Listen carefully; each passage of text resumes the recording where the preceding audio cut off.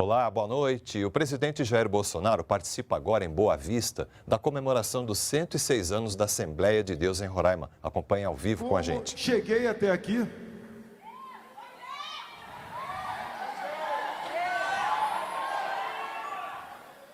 O que aconteceu em Juiz de Fora? O Magno falou alguma coisa. Esteve comigo sempre. Seria meu vice. Foi decisão dele não ser. Mas Deus tem um destino para cada um de nós. Quando adentro a um templo como esse, confesso, entro para ouvir, não para falar. Mas eu entendo que estou aqui para dar um testemunho. Amém. Nasci em 21 de março de 55, dado as complicações de parto naquela época. Minha mãe falou que eu ia me chamar Messias. Meu pai, torcedor do Palmeiras, tinha um craque lá chamado Jair Rosa Pinto, botou o nome Jair. E assim nasceu o Jair Messias. Quis o destino que meu pai, sem profissão, depois que se casou, aprendeu a ser dentista. Dentista prático. E rodou pelo sul do estado de São Paulo. Paramos na longínqua cidade de Eldorado Paulista. Hoje tem 5.000 habitantes. Mas um lugar tranquilo. Naquele tempo não tinha vício. Era orgulho você ser um bom estudante. Era prazeroso.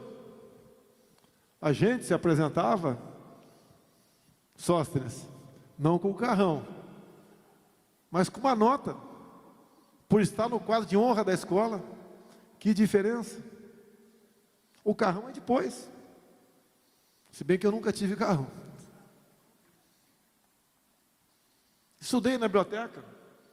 Em 1970, passou lá um desertor do exército e fez uma barbaridade na cidade. Bem, ali, depois de alguns dias, conheci o exército brasileiro. Prestei concurso, fui ser militar. Depois de 15 anos de serviço, achava que podia ser vereador no Rio de Janeiro, e me elegi vereador pelo Partido Democrata Cristão. 2 anos depois, olha, para defender melhor a minha classe militar, eu devo ir para Brasília. Me candidatei a deputado federal. Também sem televisão, sem fundo partidário, naquele tempo eu não tinha, sem nada. Fui um dos mais votados deputados federais no Rio de Janeiro. Fui para Brasília. Muita coisa aconteceu. Quem buscar um pouquinho a minha história vai ver muita briga dentro da Câmara.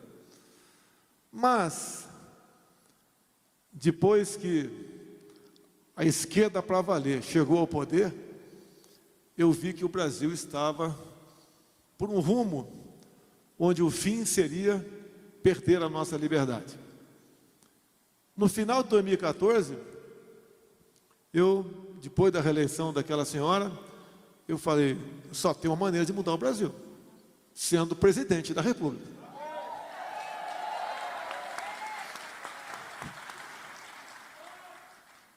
E eu mesmo duvidava de mim. No começo, as poucas pessoas que eu falei, alguns achavam que deviam me internar. Mas no final de 2014, tem um videozinho no YouTube.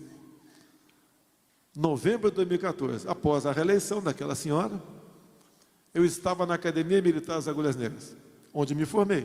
E tinha uma formatura ali de uns 500 jovens, aspirante oficial. E eu posso falar isso porque tem um vídeo. Você botar lá, Bolsonaro, Academia, né, AMAN, novembro de 2014, tu vai ver. A garotada estava aguardando o momento de entrar no pátio, para a formatura. Eu fui para o meio deles, e alguém filmou. E eu falei que tinha um desafio pela frente. novembro de 2014, eu disse que seria presidente da República. Olha só, falei que a minha vida estaria em risco. Em menos de 3 minutos, eu falei muita coisa que, se não tivesse gravado, ninguém acreditaria. E fui para a campanha, sozinho, andando pelo Brasil. E tem uma história que marcou a minha vida. Eu era lá, 2017, eu estava em Cuiabá, sozinho. Mas já começava a reunir pessoas. E cheguei por volta da meia-noite num hotel 3 estrelas. Se fosse 2, seria um pulgueiro, né? E ali, o cansaço também não te dá sono. Eu fui para o quarto, desci, só tinha um cara na portaria, comecei a conversar com ele. E daí eu falei que era o candidato a presidente, eu senti que ele esboçou um sorriso. Candidato a presidente, aqui nesse hotel. E em dado momento eu falei para ele, já que ele era um empregado, ele era o X-tudo, fazia tudo na portaria. O que é mais difícil, eu ser presidente ou você comprar esse hotel? Ele falou, mais difícil é ser presidente. Eu sou presidente e não sei se ele comprou o hotel. Mas isso, o recado que eu quero dar aos senhores, não é que talvez ele continue na portaria. Não, não é isso. E é que quando a gente quer alguma coisa, tem fé, se dedica, se empenha, se faz com o coração, você atinge o seu objetivo. Todos nós aqui somos iguais. Não há nenhuma diferença entre nós e entre aqueles nossos irmãos, que eu estive agora na comunidade Flechal, na Raposa Serra do Sol. Somos exatamente iguais. Sabia, naquele momento, a caminhada que tinha. Toda quinta-feira, sócias, é natural, o parlamentar vai para casa, tem suas atividades, sexta, sábado, né? Alguns não fazem atividade nenhuma, e eu não ia para casa, eu ia para algum lugar do Brasil. E falei que, como é que eu vou ser presidente? Não tenho nada, nem partido tinha nada. A imprensa sempre batendo em mim, apesar de eu ser um pobre coitado como pré-candidato, sempre batendo o tempo todo. O tempo foi passando, chegou o Juiz de Fora. Naquele momento eu já juntava multidões em aeroportos. A imprensa não divulgava nada. Porque eu adotei também um versículo bíblico do João 8,32. Como é que eu vou cativar o povo brasileiro, cristão ou não? É com a verdade. E com a verdade é muito difícil você conseguir alguma coisa falando em política. Que parece que tem muitos eleitores que gostam da mentira. Ele diz que vai arranjar um emprego, vai dar alguma coisa para ele, diz que ele é bonito, que ele é um injustiçado, quando eu chegar lá vai ser diferente. É aquela velha tática, que o Magno disse que não mais acontecerá. Que uma das coisas que ninguém pode duvidar, que o Magno disse aqui, que nós mudamos muita coisa no Brasil. Hoje nós vemos as cores verde e amarelo por todo local que a gente vai. O verde e amarelo da esperança, da honestidade, da fé, contra o vermelho da mentira, do retrocesso, da corrupção. Hoje se discute política. Estávamos à beira do socialismo, do comunismo. Quem não sabe o que é isso e duvida, está aqui do lado de vocês, Venezuela. Um país riquíssimo em petróleo e ouro. Uma das maiores economias da América do Sul.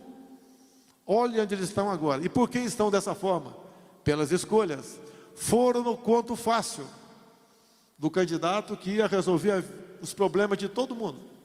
Que não ia ter sofrimento, ia dividir renda. Todos seriam iguais na alegria e na bonança. Olha onde chegaram. A vida não é fácil. Sabemos do preço do combustível, do gás, dos alimentos, que subiram bastante, mas subiram muito mais na Europa, na América do Norte, que inclusive já enfrentam escassez. É consequência do que fizeram no ano passado, por ocasião da Covid. Fique em casa que a economia a gente vê depois. A conta está chegando. Destruíram empregos. Eu não fechei uma só casa de comércio pelo Brasil.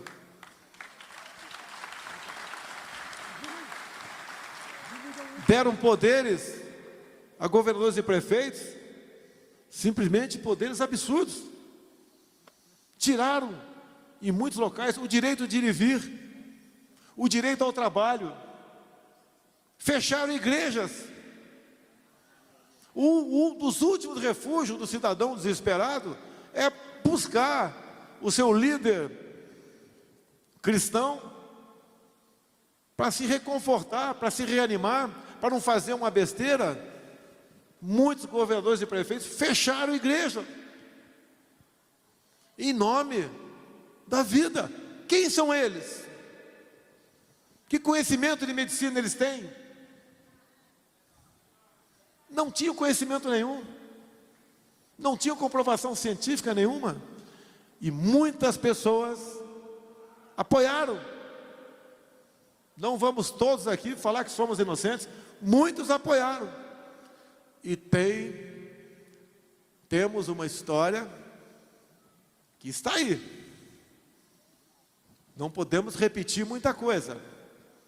Nós devemos sim aprender com o erro dos outros, não com os nossos erros.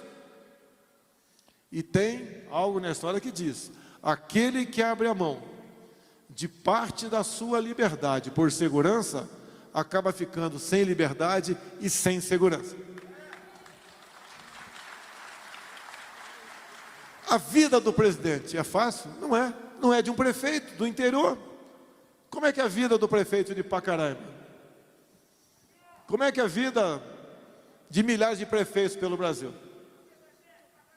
Não é fácil a tua vida, a vida de vocês, com a chegada de centenas de pessoas por dia, fugindo da fome e da miséria. Mas uma coisa me conforta: não está sentado naquela cadeira que ocupa no momento um comunista.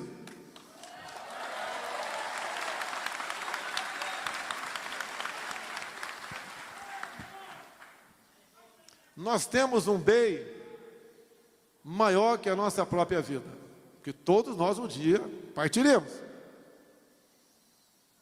Mas não existe vida sem liberdade. Olhe o que vem acontecendo no Brasil. Pessoas que têm perdido a sua liberdade por opinião.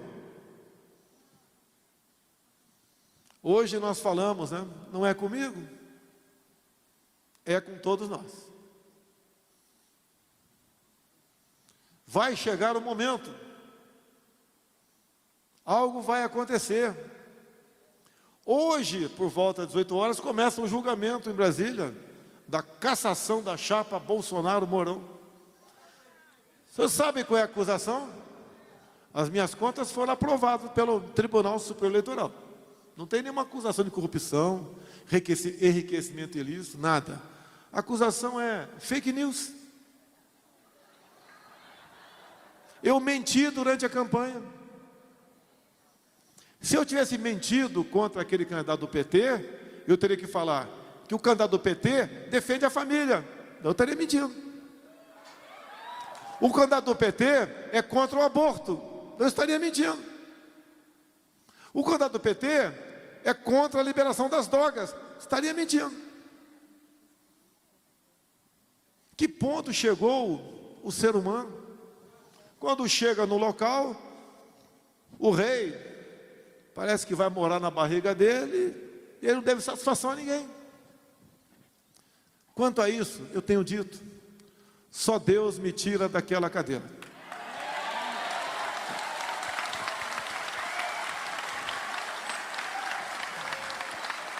E por que eu digo isso?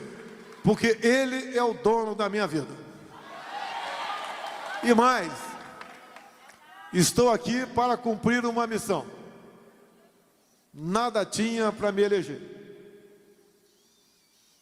Pensando nas armas dos políticos tradicionais. Tinha uma fé inabalável, que tinha que mudar o Brasil. E com verdade fomos conquistando o coração do povo. Assim, grande parte dos evangélicos estiveram na reta final da minha campanha. Nós estávamos à beira do socialismo.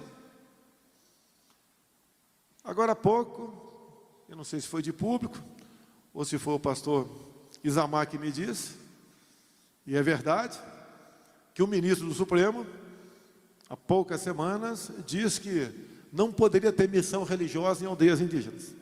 Sim. Mas tem mais uma agora. Se eu não me engano, no estado de Santa Catarina, tem uma nova lei estadual que obriga as bibliotecas estaduais a ter mais um livro. Que livro é esse? A Bíblia. Eu acho que nem precisava de lei para isso, mas tinha lei. Bem, alguém da esquerda, aquele partido PSOL, PCdoB, PT, não sei, entrou com uma ação no Supremo e está na mão de uma ministra que já proferiu o que seria o seu voto. Olha, está ferindo o princípio da laicidade. Então, a lei tem que ser revogada. Ou seja, por essa ministra, pelo que ela disse até o momento, não tem que ter Bíblia em biblioteca. Bem, pode continuar a biblioteca, a não ser que tenha uma lei proibindo a Bíblia na biblioteca. Mas olha que ponto chegam algumas pessoas. Isso tudo, o nosso governo tem incomodado essas pessoas. Vocês se lembram? Lá em 2018, campanha eleitoral, dentro da Globo News, lá no Rio de Janeiro, a Bíblia Leitão perguntou o que eu tinha escrito nas mãos. Eu mostrei: Deus, pátria, família. Chocou a todos eles. E hoje nós temos um presidente que, com muito orgulho, diz que acredita em Deus, respeita de verdade a sua Constituição, defende a família tradicional e deve lealdade a quem? A vocês, povo brasileiro. Nunca tivemos isso. Essas pautas ditas conservadoras passavam ao largo. Muito pelo contrário. O bacana é falar contra. Teve até uma passagem aqui, quem é mais antigo lembra disso? De mais antigo aqui eu lembro do Magno Malta. PLC 122, quem se lembra disso? Já tem algumas pessoas que lembram. PLC, o que dizia o PLC 122? Um pastor ou um padre que porventura se recusasse a realizar um casamento de acordo com os princípios religiosos, seria preso. Como é que esse projeto passou na Câmara? Agora vocês não lembram. Duvido. Passou numa quinta-feira à noite. Já que você falou aí, vou falar aqui. Eu não vou falar o nome dele não. Tá? Essa pessoa era líder de um partido. Depois ela foi ser presidente da Câmara, lá na frente. E ela deu a devida urgência no requerimento. E não tinha ninguém no plenário. E assim foi aprovado o PLC 122. E foi para o Senado. E foi uma briga muito grande para derrotar isso lá. Uma das pessoas que brigou muito, o pastor Silas Malafaia, que eu tenho uma passagem com ele bacana também. Eu vou para o encerramento que eu falo demais. 2016, 2017, o Silas sabia que eu era pré-candidato, mas não falava também porque não estava muito na moda falar, porque daqui a pouco ele está nesse cara aí.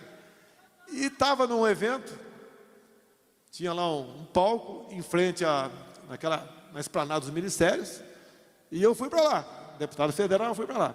E tinha ali uns 40 deputados evangélicos. E estava um pastor falando, né, bastante. Daí o Malafaia falou, 3 mais vão falar para encerrar, mais 3 para falar. Você e o Bolsonaro. Eu falei, ô Silas, eu não sou evangélico. Eu sou cristão, mas não sou evangélico, sou católico. Vai falar, mas eu não sou, vai falar. Bem, não vou discutir com o Silas. É perder tempo. Tem áudio que às vezes está brigado comigo, ele manda para mim, eu falo, eu respondo, Silas, não vou abrir seu áudio, porque eu não quero brigar com você. Não vou abrir. Ele fica revoltado porque eu não abri o áudio dele. Mas é do gênio dele. Ele deu uma palavra para mim.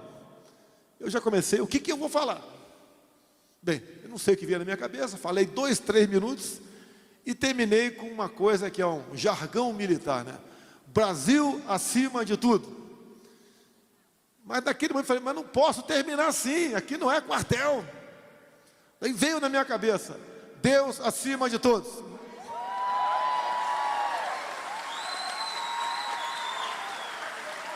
Também tem esse vídeo.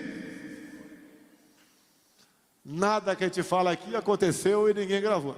Só aí no YouTube tem essa passagem. Nos elegemos presidente. Primeira salva, né? Graças a Deus. Me elegi presidente, pelas mãos da grande maioria de vocês. Conseguimos formar um ministério. E hoje, a gente tem que fazer as comparações, pessoal.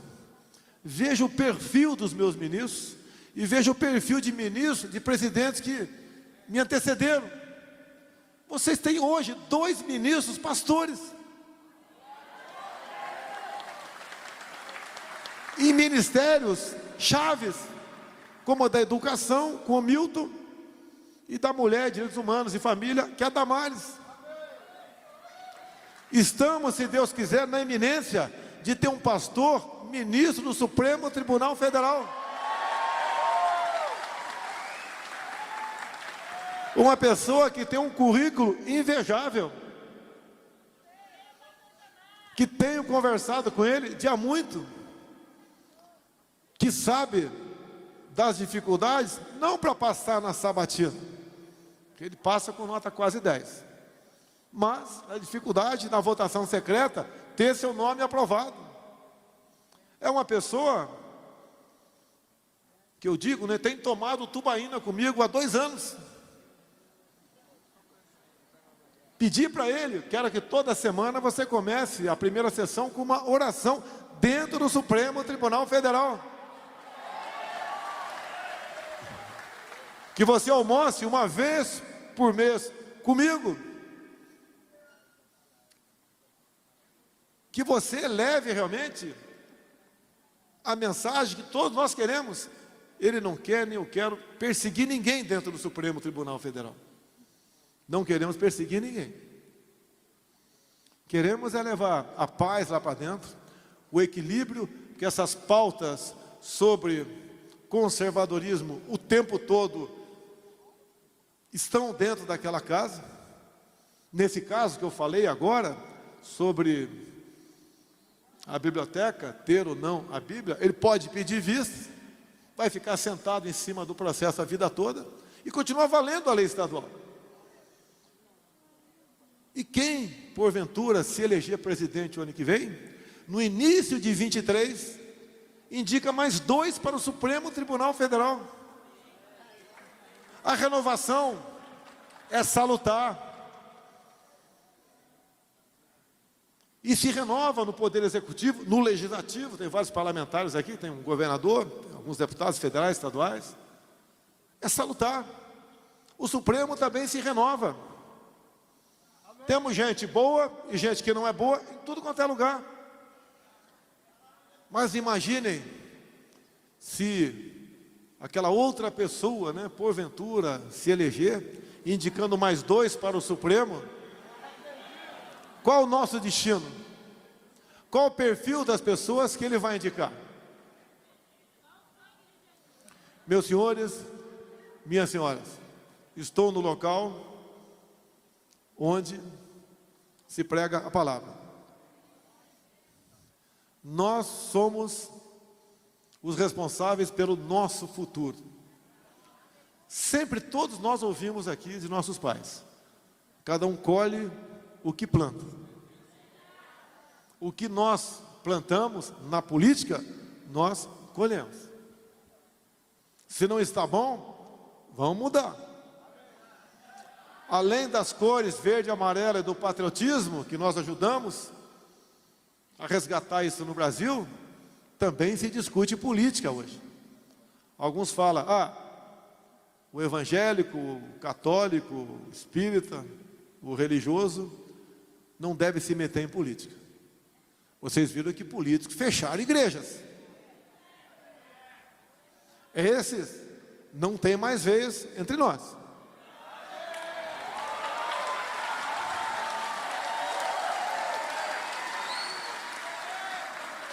Temos em Brasília uma bancada evangélica. Eu acho que tem uns 80 parlamentares. Se botar na balança o pró e contra, a balança do pró está muito maior do que do contra, muito maior. Nós temos que nos identificar com quem colocamos lá. Aquela pessoa que fala a nossa linguagem, que frequenta a nossa casa, que sabe que um dia vai deixar essa terra. O que cada um de nós políticos, tenho certeza, os presentes aqui, mais quer é ser lembrado.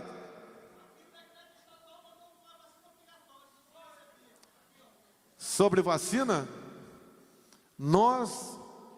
o governo federal comprou mais de 300 milhões de doses, já entregues. A vacina não deve ser obrigatória.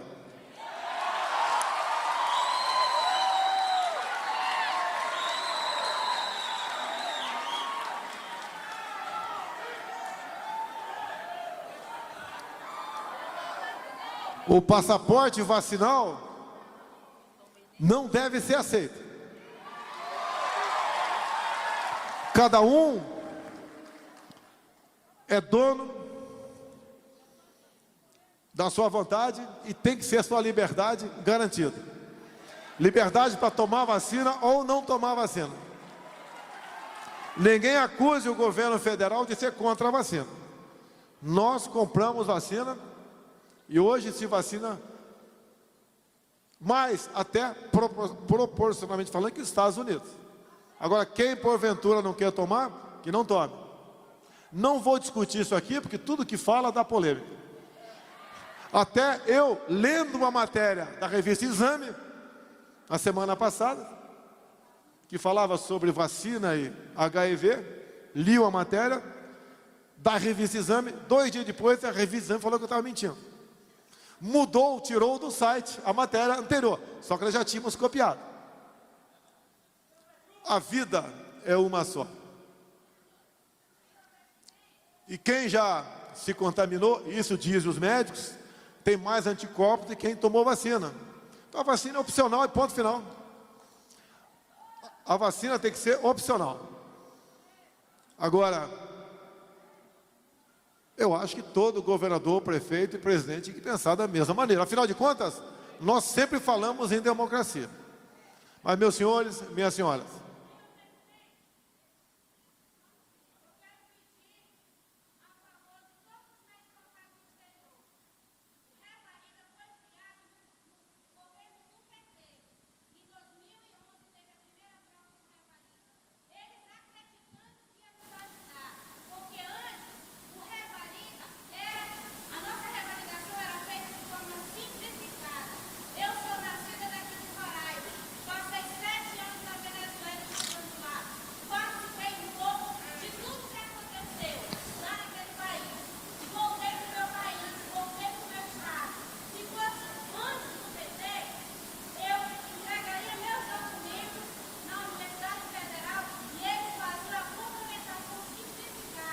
bem, é uma questão aqui que está a cargo também do Conselho Federal de Medicina.